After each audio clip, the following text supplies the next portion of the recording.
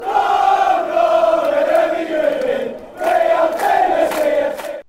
to the Toffee Blues, your source for all things Everton, and welcome to another Opposition View show, where we are looking ahead to our next game, where we're on the road and we're off to the Emirates Stadium to face Arsenal. To look ahead to this weekend's game, we've got Dan Potts, also known as Potsy, to join us from the Same Old Arsenal YouTube channel. So a very warm welcome to the show, Dan. How are you doing, mate? I'm very well, thank you, James. Thank you so much for having me on, mate. Absolute pleasure to come on to another podcast, another opposition podcast. So I'm looking forward to this, mate. Yeah, it's going to be a really good show. I mean, plenty to discuss. I think there's a lot of similarities between the clubs at present, so lots to maybe go backwards and forwards with. So without further ado, we'll get on to the questions. We always start on this show with recent form. You've been on a long run of draws, but you ended that last weekend with a thumping 4-0 win against Newcastle at the Emirates. You taught us a lesson in how to finish Newcastle off at home. All of the big names got on the score sheet. Lacazette, of course, ended his drought. Ozil, Aubameyang, of course, and Nicola Pepe. So a lot to be pleased with from last week's game, and plenty of optimism surely going into this one as well, I'd imagine.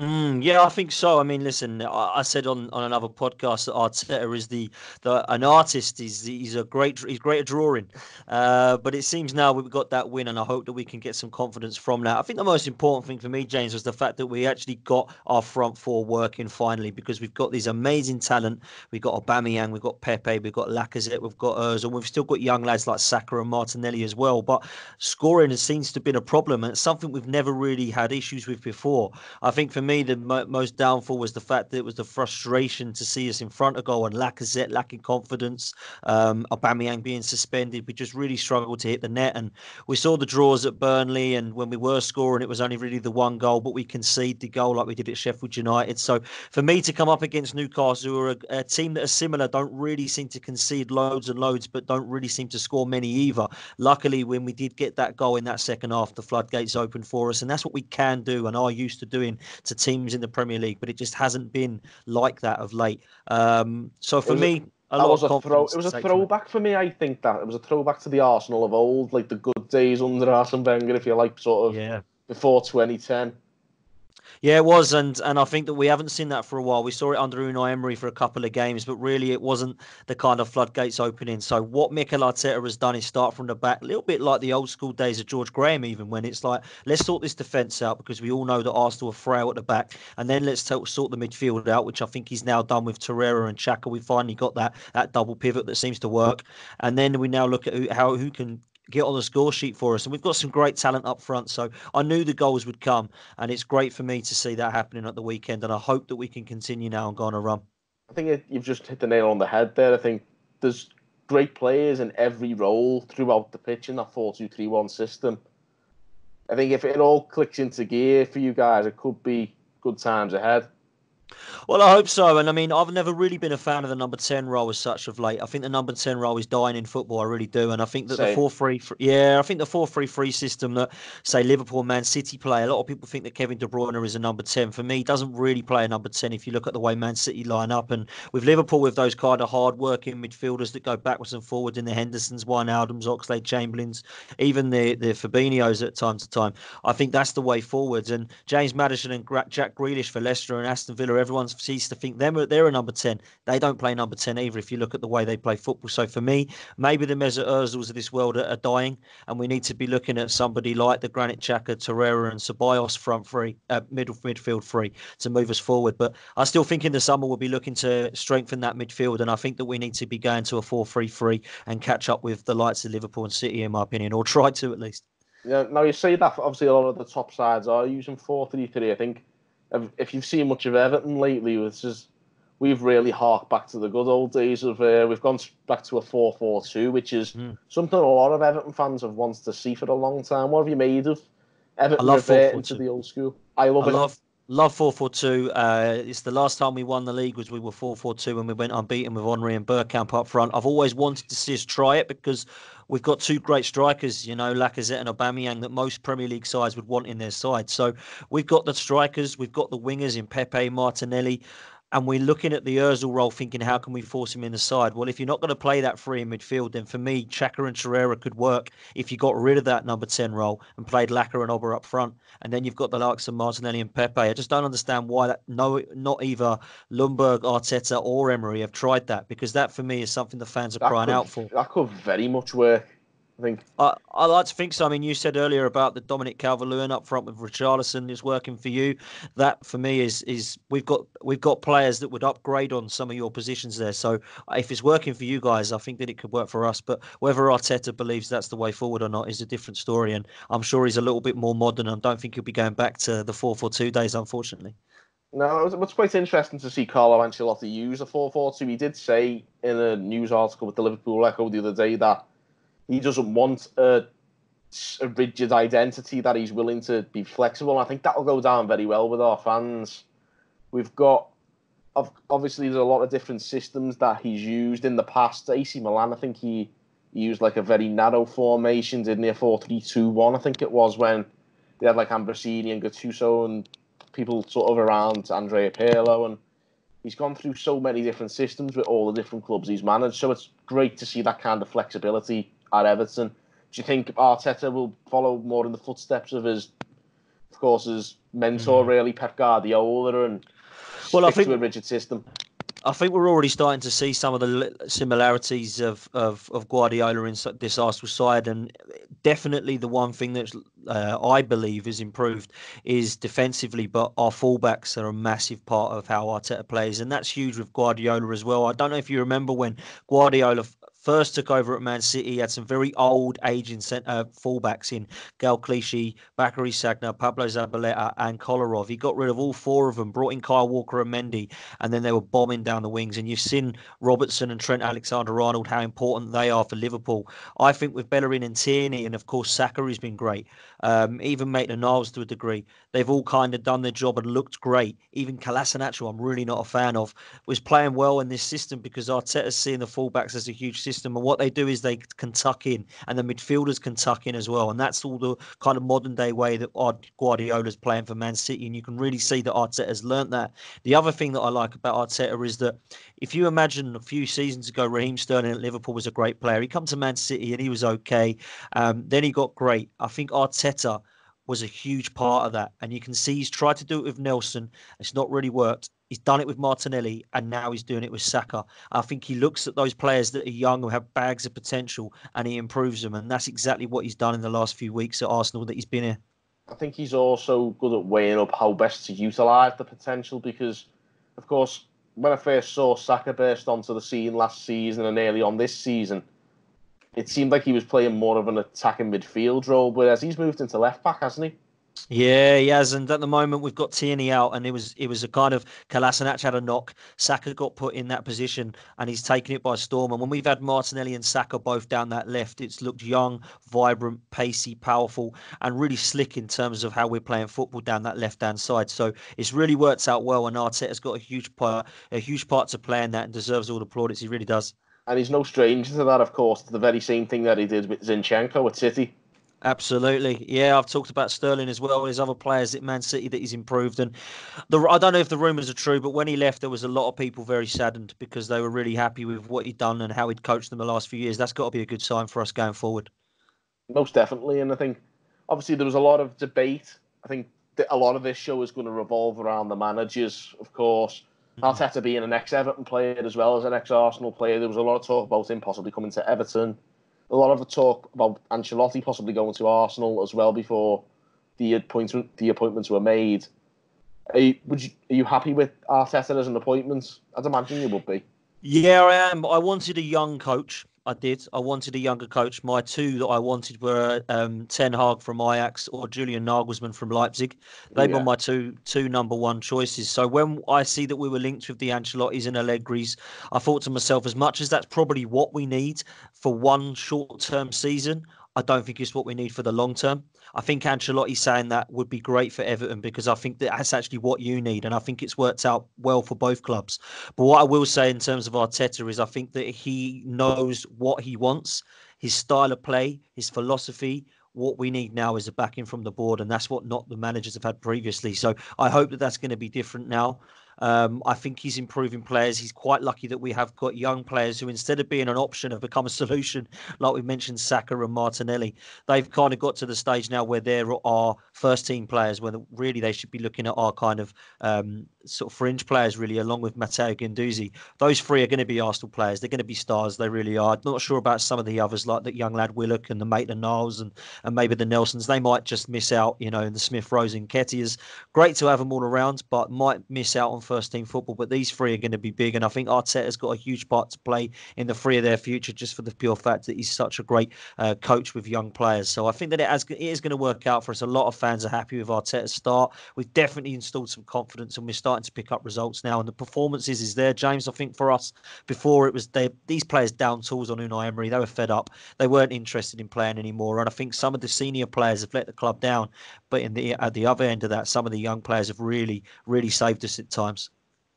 So, like you say, it has been a season of upheaval for both of our clubs, and of course, both of our new managers now were watching on ahead of taking charge. When we last played, that was, of course, an utterly rubbish spectacle at Goodison.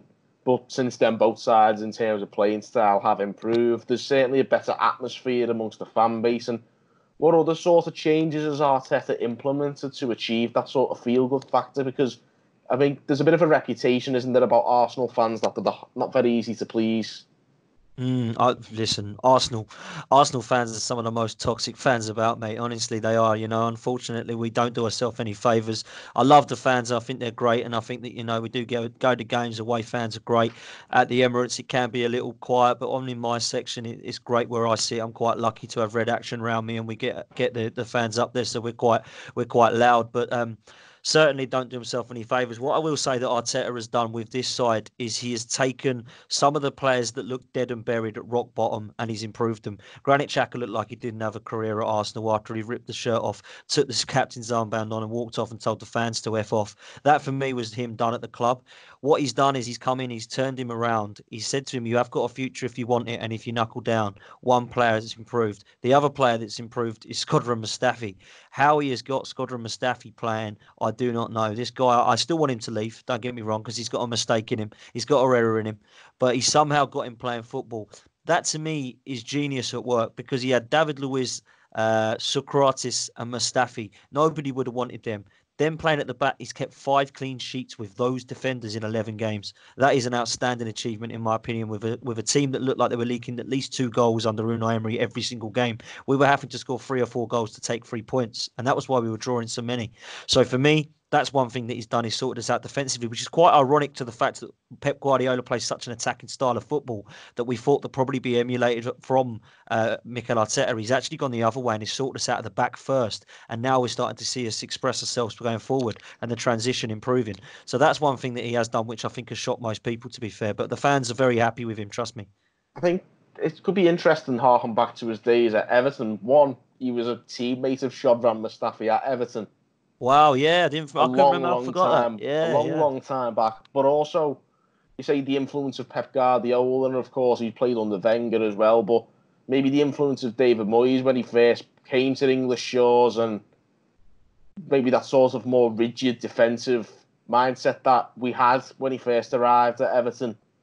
Maybe that's sort of the way he knows, because he came in at a similar time where we were just recovering from a bad spell, and maybe he's using that sort of know-how that he's picked up along the way. I think talking about it there, you've hit the nail on the head in terms of what he's picked up along the way, because you start with David Moyes there, but he obviously had his experience over at PSG and Rangers. But before that, he had some time in Spain, Barcelona as a youngster. He's picked up so much different stuff, isn't there? So much, amazing amount of experience, but also not just who he's learned off of, because he's learned off of Arsene Wenger as well, but also who he's worked with in Pep Guardiola. So much football knowledge there that I don't think can be underestimated. So that for me will help us moving forward. He's still only 37 years old, remember, so he's he's still learning, he's still young. I like what the guy's doing, and I think he's got a great future ahead of him. If you look at the respect he has from other managers of managers that most people, football fans, respect. They all love him and think he's going to be great. Listen, it might not work out. There's still always that time Unai Emery came in and gave us a boost, and we went 22 games unbeaten, and it all went wrong after Christmas for us, and then we messed up in Baku against Chelsea, and he really needed to go then because the fans had given up on him, and so had the players. So it can go wrong. The fans aren't great at times like that. They don't always get behind the team when they should. But for me at the moment, we need to go on a run now, and let's hope that we can go on a few games now unbeaten, because that's what we need to get ourselves back up the table a bit, because it's looking pretty bleak at the moment. Well, of course, it was a good result against Newcastle, and in that game, your £72 million record signing, Nicolas Pepe, scored and assisted. He was actually linked with Everton last summer before he joined Arsenal. Wow. How has he settled in this first Premier League season? He seemed a bit stop-start, but I was impressed with what I seen from him on Sunday. He had his best game in an Arsenal shirt, James, on Sunday. He really did. That's the best time I've seen him play personally. Involved in most goals. Obviously got on the score sheet and set one up as well. And I think that with Pepe, there's bags of potential there. There really is. He's got the world at his feet. He's only 24. A lot of people think he's older. He's only 24. He's adjusting to a new league, which is always hard. But also, he's worked under 3 managers in the first season. So really, you look at that and think, how is he supposed to settle here? I do think that there's some big problems around him as well. I don't think the Granit Xhaka situation helped things out. That completely screwed the dressing room up for a player who's come into his first season trying to settle with a big weight on his shoulders of 72 million. I personally feel it is a better signing than Wilfried Zaha, because Zaha's stats are not as good as Pepe's already. I think he scored 3 goals and assisted 4. Pepe scored something like 6 and assisted 9, something like that. So he's obviously been a better signing there so far, and that's a player who isn't settled in the Premier League. I think he's got the potential to be something really special, and I think he can be one of those players that drives us forward now, because everybody around him has now been lifted. Let's see what happens when he's got a Lacazette and an Aubameyang on fire, because at the moment this season, Lacazette and Ozil around him really haven't done him any favours. And when Aubameyang doesn't score, it's normally that Arsenal don't score. But on Sunday, that was different, and all of them got on the score sheet. So yeah, I'm with you. I think Pepe could be bags of potential and could be someone that we look at the end of this season and say, wow, he's really sorted us out for the last half of this season, without a doubt. I think it's always pleasing from a fan perspective to see all the players mucking in, getting on the score sheet. Like I say, at the start of the season with that transfer fee, all eyes would have been on Pepe. But for me, or for you at least, how far, we're about, say, 2/3 of the way through the season, who would you say has been your standout performer this season so far out of everybody in the squad? It's strange, this one, because my choice for this is actually someone you won't expect. Everyone thinks I'm going to say Aubameyang. Yes, listen, his goal scoring record's fantastic, and I think that it's quite underrated, really. A lot of people talk about how fantastic Harry Kane, Sergio Aguero, Marcus Rashford, Jamie Vardy. They don't really mention Aubameyang. You know, it's always about Mane and Salah ahead of him. He's been superb, but I'm actually not going to go for him this season. I'm going to go for our goalkeeper, Bernd Leno, because he's made the most saves in the Premier League other than Dubravka. He's kept us in it so many times in games where we've been really poor at the back. He's been Mr. Consistent. The only bad game I've seen him have was when he Chelsea had an absolute howler against Chelsea. And I look at that in 2 seasons he's been with us now, and that's his only real massive error that he's made. I like him as a goalkeeper. I think he has been our best player. It doesn't say much because we haven't been fantastic, to be fair. But I will go for him because I think he's been the most consistent. There has been games, believe it or not, where Aubameyang has been pretty poor. So I will go for Leno just above Aubameyang. But since Arteta's come, I think our best kind of performer consistently week in, week out has been a player I know you're a fan of, and that's Lucas Torreira, because in that midfield, he just gives us that anchor, that tenacity that we need, and he's a little ball terrier in that midfield. So I'm a huge fan of him as well. Yeah, I think Torreira is one player. I think it's, by the way, just on a little tangent here, I was on Dan's show shortly before we filmed this one, so be sure to go and check that out. It's on the YouTube channel, Same Old Arsenal, so be sure to give them a subscribe as well and check them out. But cheers, yeah, on that show, I was asked which Arsenal player would I have in the Everton team. I went with Torreira, just because I thought he was a very similar player to Idrissa Gana Gueye, who was sorely missing in the middle of the park this season. But also later down the line in that show, I completely forgot about the existence of Matteo Guendouzi, and he's a name I'd also have in the midfield for us, because I think he's a very similar player, if not a bit more physical as well. So I think either of those would be a great addition to our midfield. I'm a huge fan of Matteo Guendouzi, and I think that what you've seen with him is the little bit of passion and desire which you need in your midfield and you need in your team. And I think that a lot of people say, yeah, he needs to grow up and he's naive and he loses his head, but he's 20 years old. He needs a role model, which unfortunately we haven't got in that team. He needs someone to put an arm around him and say, listen, mate, you've got bags of potential here. You could be, if you wanted to be the next Petit, you could be that good, but you need to do this, this and that. And I don't think we've got that at the moment. That does worry me. What I'm hoping now is that we've got a coach that can do that with him in Mikel Arteta, because I think that's what he needs. He's crying out for somebody to say to him, listen, mate, calm down with that. You need to keep your head. You're a good player, and this is how you're going to move forward. Because on the ball, he's great. He's casual. He's really calm on the ball. He doesn't look to me as if he's got any worries about where he's going in terms as a footballer, but he does need some guidance. And I think that if he gets that, he could be a real special talent. On the note of special talent, obviously, I think I said you've got quite a complete side at the moment. If things click into gear, you could have a really good team there. But if you could have one Everton player in your current team, who would you go with? Andre Gomez, mate. Andre Gomez straight away. I know he's injured at the moment. That was a horrendous tackle from that horrible Spurs player that injured him. I wonder who that could have been. Honestly. But it's funny that you should say that, because he could well be back against Arsenal this weekend, which is a miracle near enough. Well, it is a miracle, and if he's fit enough for me, if I was the manager of Ancelotti, I'd be putting him straight in the team, because I think he's a top draw player. I think he controls that midfield. He's the puppet master, and he pulls all the strings in that Everton side. And I think going forward, he's great, and getting kind of box to box, he can be superb as well. And I just think he's that dominant figure in midfield that we've kind of been lacking, really. And I was screaming for us to buy him when you got him. I really was. I think he's going to be exceptional talent, not just a great player for Everton. I think he's going to be exceptional. He's absolutely adored by the fans. He's probably one of the most loved players I've seen at Everton for a long time. He's not just a great player, he's a really great person as well. He's great with the fans. He's really bought into the club, and I think that's something that you just can't put a price on that sometimes with players. And so, yeah, to see him recover as quickly as he has just put smiles on faces all over the club. And to see Son out for the season around the same time is like poetic justice almost. Such a shame, isn't it? Such a shame. Couldn't have happened to a nicer player. He's not that type of player, though, was he? Yeah. Poetic justice, if you ask me.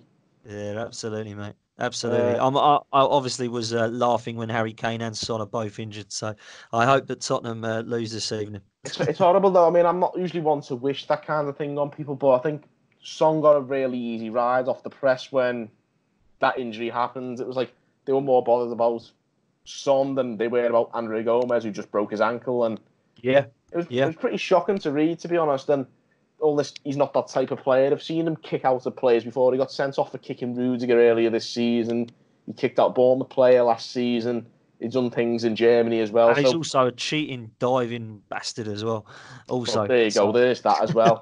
We've never even got onto that part yet, but we'll leave the Tottenham aggro for another we don't day. Want to talk about him. We'll focus on the game on Sunday, and what formation and personnel can we expect to see from Arsenal? Well, it's going to be an interesting one on Sunday, because obviously we've got to play Olympiacos on Thursday night, and I think that was why Arteta picked a little bit of a strange setup against Newcastle. We saw Nketiah come into the side, we saw Torreira dropped. So for me, I think going to be on Sunday, Leno in goal. I think he's going to stick with Bellerin at right back. I think he's probably going to stick with Saka at left back, because Kolasinac is now back, but I think he'll probably play Thursday and keep Saka at left back because he's been so good. I think at centre-back, he's probably going to stick with Mustafi and Luiz, because Pablo Mari, our new signing, isn't quite ready yet. He's still in his pre-season, and he did play for the under-23s last night, but he's not quite ready to come in. In midfield, I think we'll probably go with Torreira, because he's not travelled due to sickness on Thursday night, so he'll be back for Sunday. I think he'll stick with Granit Xhaka, because he's probably the player that has to come alongside him in the league. And I think you'll see Mesut Ozil at number 10 on Sunday, because he's obviously not travelled on Thursday night because his missus is giving birth. So Sunday he'll be back into the side. I think we'll probably see Pepe continue on the right-hand side. I think we'll probably see Aubameyang on the left, and I think we'll see Lacazette up top. I personally don't like Aubameyang on the wing. I like to see him up front through the centre. Yeah, I really do. Very similar to Richarlison with us, that actually.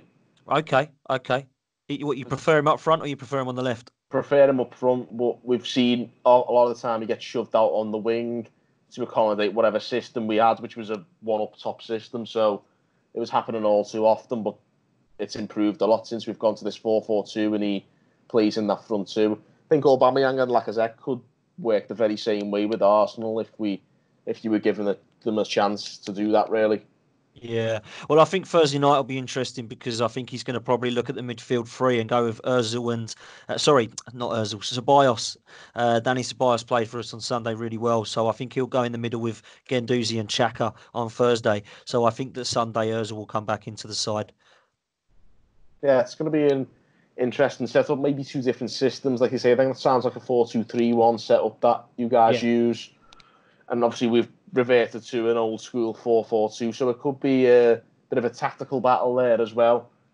Yeah, I think so. Yeah, with the score in mind, what sort of prediction are you going with? I said at the start of this podcast that Arteta is a great artist because he loves drawing. I think it's going to be 2-2. I can see a lot of goals in this one. We have done quite well and kept clean sheets, but I think that Dominic Calvert-Lewin is going to cause us a load of problems. And with Richarlison playing alongside him, flicking the ball onto him and using him as that kind of target man, I think will be too much for our defenders. So I think you'll get a couple of goals. But I also see us getting in behind your defence as well. So I think the midfield is probably your weakest area in terms of Sigurdsson and Schneiderlin. So I think that if we can, if we can dominate that, we should be all right to nick a draw, which I don't actually think will be a terrible result the way we're playing. You know, this isn't the Arsenal of old.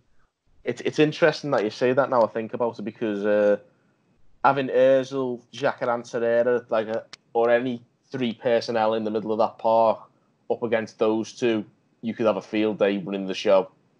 If we get an early goal, I think we could. But even if you don't score, I think you'll dominate possession because them two aren't exactly the best grafters. And if they're the midfield too, then you could really get control of the midfield quite quickly as the game goes on. Yeah, potentially. Listen, I think the midfield is finally balanced at Arsenal. I think under Unai Emery, we'd had no balance. He was playing Torreira in a Gylfi Sigurdsson position, and he was playing Xhaka holding, and it was all over the place. And I think now we're looking at a balance in midfield. We've now finally got the double pivot of Torreira and Xhaka, and Mesut Ozil, who on his day, let's be honest, James, is unplayable. Unfortunately, he's just not consistent enough for me, and that's the most frustrating part about his game. Yeah, I think if you get it right in the midfield, you could dominate. But I don't think our game plan will be to dominate anyway. I think we'll be a counter-attack sort of setup going into this game, especially being the away side.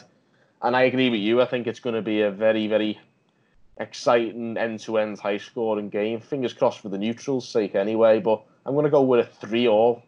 Wow. That'll be a hell of a game, wouldn't it? Yeah, I mean, it's about time we gave some. I think there's been too many dull games in the Premier League lately. I think it's about time some teams turned on the style, and hopefully it can be our two who can entertain everyone. Yeah, let's hope so, mate. As I say, listen, I've got nothing against Everton at all. There's never been a huge rivalry there between players. I'm obviously looking at Theo Walcott and Alex Iwobi. I hope they don't both score against us at the weekend. But I think that, I've always looked at Everton and respected them, to be fair. So I've got no massive rivalry or hatred towards Everton at all. So, yeah, I hope they do well, and I hope that we can both get... Be nice if we both get Champions League space, wouldn't it? Yeah, both finish above Spurs. That'll do us. That would be amazing. Yeah, I've got a mutual disdain for Spurs, so that'll go pretty well. Everyone hates Tottenham, mate.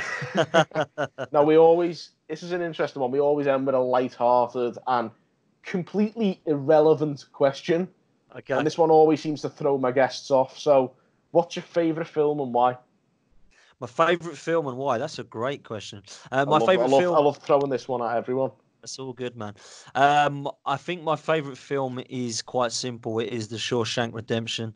That film for me, from start to finish, amazed me in terms of psychology, because I just think that the main character in that, as well as some of the prisoners that are in there with him, the way it clicked, the way that you couldn't really see what was happening until the very end, it was a absolutely magnificent film, and I could watch that every day. So it followed closely by Saving Private Ryan. I think that was another one that was right up there for me. I think that first scene was absolutely epic. So I'll go with Shawshank Redemption. But there's been some great films. I like films with a twist at the end. So I was going to say that Shawshank Redemption is full of twists. So those sort of films are always going to go down well. I like the Bond films for that reason. Yeah, I love it. Yeah, everyone loves a Bond film, don't they? Yeah. Absolutely. No Time to Die coming out on my birthday, so I'm really looking forward to that. Oh, mate. So that'll be a Cracking. good one as well. A lot to look forward to. And speaking of things to look forward to, it's a 4:30 kickoff on Sunday afternoon, so be sure to check out all our great content in the build-up and beyond, and definitely tune into Same Old Arsenal on YouTube. We've got Dan's Potts preview, where I'm going to be joining Potsy. Lee Judges from AFTV is going to be there, and Everton and Arsenal legend Super Kevin Campbell is going to be on the show as well. So definitely get over to Same Old Arsenal and check that out, and subscribe to their channel. Give them a follow on Twitter as well while you're at it. The Twitter handle for them is below Dan on the screen as we speak. As always, guys, give our video a like, a comment, a subscribe. Arsenal fans also get involved, subscribe. All that's left to say is thanks so much, Dan, for joining me on the show. Thank you, James, and thank you for coming on the Same Old Arsenal as well. You're welcome anytime, mate, and I really appreciate your time, mate. It's been great. Brilliant, mate. The feeling's mutual. And, of course, thank you guys for watching on the Toffee Blues.